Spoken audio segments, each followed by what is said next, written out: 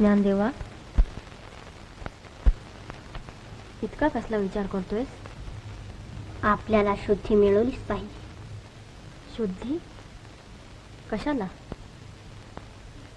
परमेश्वराच्या अविनाशी स्वरूपात आहोत आपण.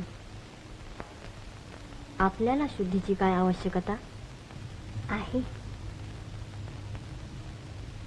गीतेतला माणूस धर्म रूढ धर्माखाली दडपून गेला आहे, तो तुम्हीच लोकांना सांगायला पाहिजे. हे बाबांचे शब्द माझ्या कानात सारखे घुमत आहेत. समाजात माणूस धर्माचा प्रसार करून बाबांच्या आत्म्याला शांती देणं हे मोठंच कार्य आपल्या शिरावर आहे. धर्म धर्म म्हणून अधोगतीला चाललेल्या समाजाची आपण कशा लक्षाती बाळगा? त्या समाजात आपण जन्म घेतला आहे म्हणून